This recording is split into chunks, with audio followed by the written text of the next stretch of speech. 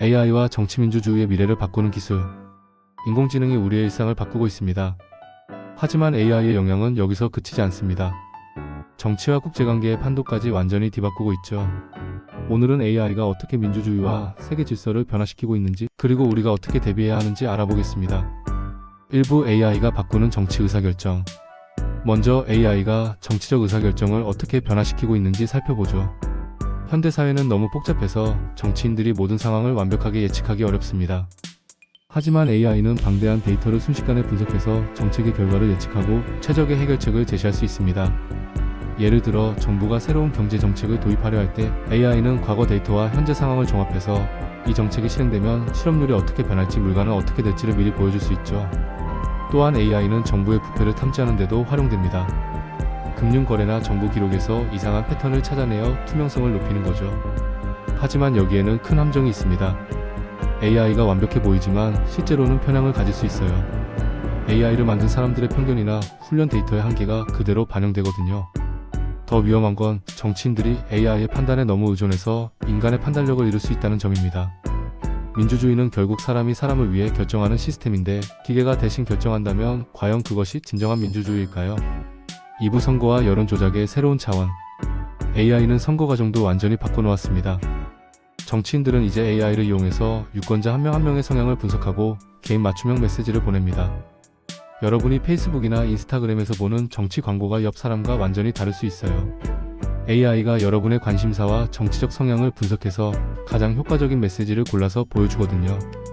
케임브리지 애널리티카 사건을 기억하시나요? 바로 이런 방식으로 수백만 명의 유권자 데이터를 분석해서 선거에 영향을 미쳤던 사건입니다. 하지만 더 심각한 문제는 딥페이크와 가짜 뉴스입니다. 2024년 조사에 따르면 허위 정보의 8.5%가 AI로 만들어진 것으로 나타났어요. 2021년 0.78%에서 무려 10배 이상 증가한 수치입니다. 실제로 2024년 미국 뉴햄프셔 예비선거에서는 바이든 대통령의 목소리를 AI로 모방한 가짜 전화가 유권자들에게 걸려와서 투표하지 말라고 했습니다. 인도와 브라질 선거에서도 딥페이크가 활용되어 유권자들을 혼란에 빠뜨렸죠. 문제는 이런 가짜 콘텐츠가 점점 정교해지고 있다는 겁니다.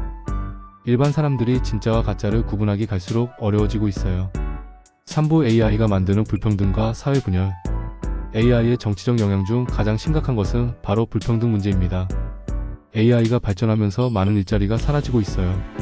특히 사무직에서 이런 현상이 두드러집니다. 일부 전문가들은 AI가 초급 사무직의 절반을 없애고 실업률을 10-20%까지 올릴 수 있다고 경고합니다. 문제는 AI의 혜택이 골고루 분배되지 않는다는 점이에요. 실리콘밸리나 서울 같은 기술 중심 도시는 더 부유해지지만 농촌이나 중소도시는 뒤처질 수 있습니다. 이런 경제적 불평등은 정치에 직접적인 영향을 미칩니다. 사람들이 경제적으로 불안해지면 극단적인 정치 세력에 끌리기 쉬워지고 민주주의 자체가 위험해질 수 있어요. 더 심각한 건 AI 기술을 소유한 소수의 사람들이 엄청난 부와 권력을 갖게 된다는 점입니다. 이들의 영향력이 커질수록 민주주의의 한 사람 한 표 원칙이 흔들릴 수 있어요. 4부 국제관계의 판도 변화. AI는 국제 정치도 완전히 바꾸고 있습니다. 가장 눈에 띄는 건 미국과 중국 간의 AI 패권 경쟁이에요. 두 나라는 AI 기술에서 앞서기 위해 막대한 투자를 하고 있고, 이는 새로운 냉전의 양상을 보이고 있습니다. 군사 분야에서 AI의 활용은 더욱 우려스럽습니다. 자율무기 시스템, 즉 사람의 개입 없이 스스로 목표를 찾아 공격하는 킬러 로봇이 현실화되고 있어요. 이런 무기들이 확산되면 전쟁의 양상이 완전히 달라질 수 있습니다. 사이버 전쟁 분야에서도 AI는 게임 체인저입니다. AI로 자동화된 사이버 공격은 훨씬 정교하고 빠르게 이뤄질 수 있어요. 한 번의 공격으로 전체 국가의 전력망을 마비시키거나 금융 시스템을 무너뜨릴 수도 있습니다. 외교에서도 AI가 활용되고 있어요. 외교관들이 AI를 이용해서 상대국의 여론을 분석하고 최적의 협상 전략을 세우고 있습니다. 하지만 AI로 만든 가짜 정보나 딥페이크가 국제적인 오해를 불러일으켜 전쟁 위기까지 갈 수도 있어요. 5부 한국의 대응 전략. 그렇다면 한국은 어떻게 대응하고 있을까요? 2024년 12월 한국 국회는 AI 기본법을 통과시켰습니다. 이는 이후에 이어 세계에서 두 번째로 AI에 대한 포괄적인 법적 틀을 마련한 것이에요. 이 법은 AI의 투명성을 강조합니다. AI가 만든 콘텐츠는 반드시 AI 생성이라고 표시해야 하고, 특히 생명과 안전에 영향을 미치는 고위험 AI 시스템에는 엄격한 규제를 적용합니다. 또한 한국 정부는 2030년까지 AI 전문가 20만 명을 양성하고 AI 유니콘 기업 10개를 육성한다는 목표를 세웠어요. 공공서비스에서도 AI를 적극 활용하고 있습니다. 서울시의 MVOT ING 앱처럼 시민들이 정책에 직접 참여할 수 있는 플랫폼을 만들고 AI로 시민들의 의견을 분석해서 정책에 반영하고 있어요. 하지만 여전히 과제가 많습니다. 개인정보 보호 문제, 알고리즘 편향 문제, 그리고 국방안보 분야 AI가 규제에서 제외된다는 점 등이 논란이 되고 있습니다. 6부 우리가 해야 할 일. 그렇다면 우리는 어떻게 해야 할까요? 가장 중요한 건 AI 리터러시, 즉 AI를 이해하고 비판적으로 바라보는 능력을 기르는 것입니다. 딥페이크를 구분하고 AI가 만든 정보의 한계를 이해하며 가짜뉴스에 속지 않는 능력 말이에요. 정부 차원에서는 혁신과 규제의 균형을 잘 맞춰야 합니다. AI 발전을 막으면 경쟁력을 잃지만 너무 자유롭게 두면 사회가 혼란에 빠질 수 있거든요. 국제 협력도 필수입니다. AI는 국경이 없는 기술이에요.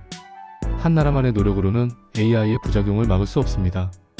전 세계가 함께 AI 사용 규범을 만들고 지켜야 해요. 무엇보다 AI의 혜택이 소수에게만 집중되지 않도록 해야 합니다. AI로 인해 일자리를 잃는 사람들을 위한 재교육 프로그램, 소득 격차를 줄이는 정책, 지역 간 불균형을 해소하는 노력이 필요해요. 마무리. AI는 분명 우리 사회에 큰 변화를 가져올 것입니다. 정치와 국제관계의 모든 영역에서 말이죠. 하지만 기술이 우리를 지배하게 둘 순 없습니다. AI는 도구일 뿐이에요. 그 도구를 어떻게 사용할지는 결국 우리가 결정해야 합니다. 투명하고 공정한 AI, 모든 사람에게 도움이 되는 AI, 민주주의를 강화하는 AI를 만들어가는 것이 우리의 과제입니다. 여러분도 AI 시대의 시민으로서 이런 변화에 관심을 갖고 적극적으로 참여해주세요. 미래는 우리가 함께 만들어가는 것이니까요. AI와 정치의 미래, 여러분은 어떻게 생각하시나요? 댓글로 의견을 들려주세요. 구독과 좋아요도 잊지 마시고요.